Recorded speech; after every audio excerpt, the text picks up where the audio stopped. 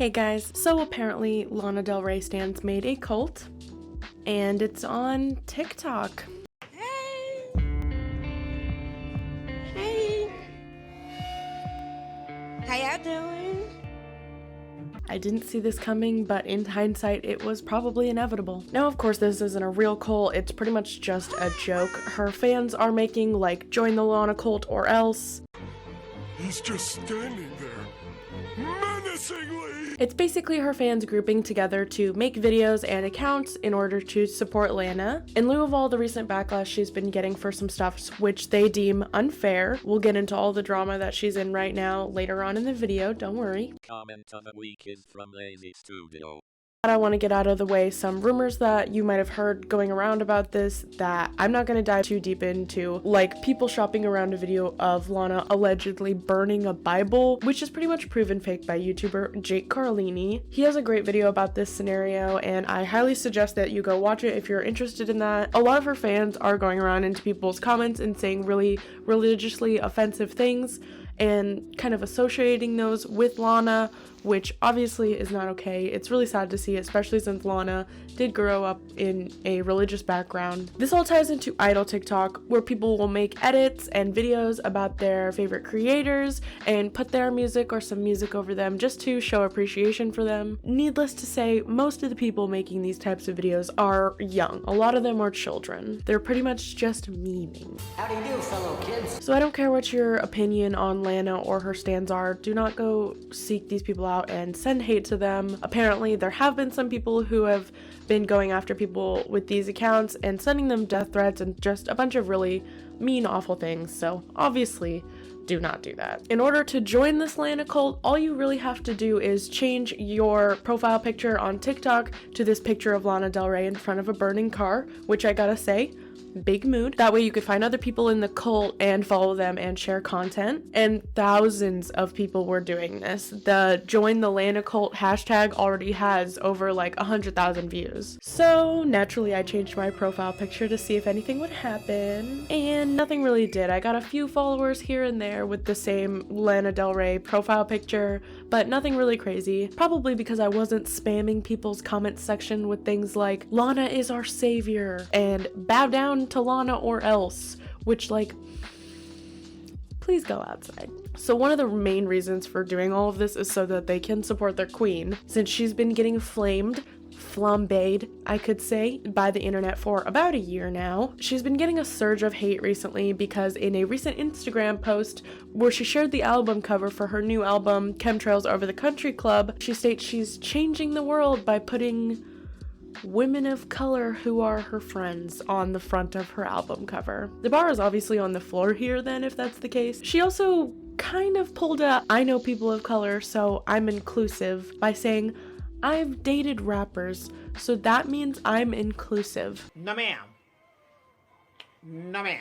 Like, Lana, what do you think rappers means? Is rappers all of a sudden synonymous with people of color, or did I miss a memo or something? Like, come on, you have to know that this isn't a good look. In my opinion, she did this to offset some drama that she got herself into last year, where she stirred up a bunch of media attention around herself by comparing herself to female artists like Doja Cat, Beyonce, Cardi B, Nicki Minaj, claiming that they don't get hate for making music while she does. Yeah, because black women in the music industry never get hate for their actual music. Wet ass P-word. I just want to make sure these ladies get the care they need. My wife's medical advice is that they go to a gynecologist and that they do whatever checks are necessary for bacterial vaginosis, yeast infection, or trichomonas. A lot of people called her a bigot in both scenarios that I talked about, and while this behavior obviously isn't really acceptable, I don't think that that's the whole story. Why? Because all of this is strategic. What do the two scenarios that I just talked about have in common? In the same post she called out popular female artists, she announced the release of an album. When she posted about how inclusive she is of people of color and how she dates rappers, so that makes her inclusive, she was also releasing an album. She knows race is a buzzing topic. She knows these things are inflammatory and that saying these things will get her a lot of media attention and in turn get her album a lot of attention and then make her money. I'm semi, I stay automatic. Money add then multiply. I call it math for mathematics. Editing my hair, hi, looking like a fucking rat. I just kind of wanted to clarify why I think it's offensive that Lana posts about people of color in this way, just in case it's not really clear from just what I said. So for the post about women of color in the music industry, which all around I just think that that's weird that she is putting down other artists and in order to bring herself up and sell her art. And I don't think it's a new thing to use big names to promote yourself. I don't really think there's much wrong with that, obviously, but it's when you are in turn putting other people down to make yourself look better that just seems a little weird to me.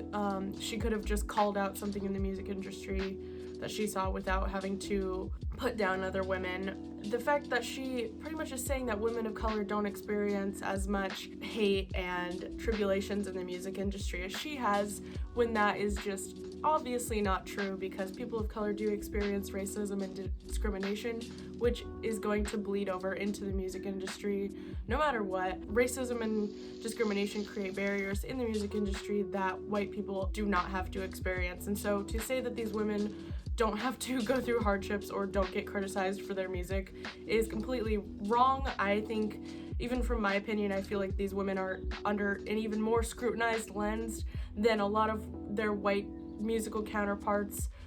So I do think that's something to know. And then for the Chemtrails Over the Country Club post, I also just think it's really weird that she's using the rappers she's dated and her women of color friends on her post to make herself seem racially inclusive.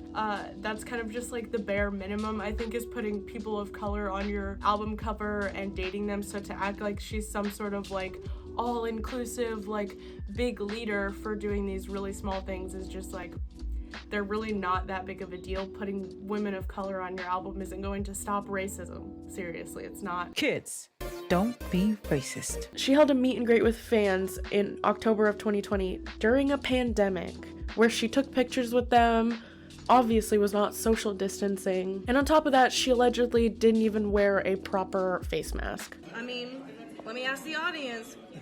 She got a ton of backlash and media attention for this, of course. And why, do you ask? Was she having a meet and greet during a pandemic to sign and sell copies of her new poetry book? Of course, we're not surprised. It's really just concerning to me at the height of a global pandemic, this is the example that she chooses to set to her largely young fan base. I bet Lana is sitting in her mansion, smoking a cigarette and soaking this up.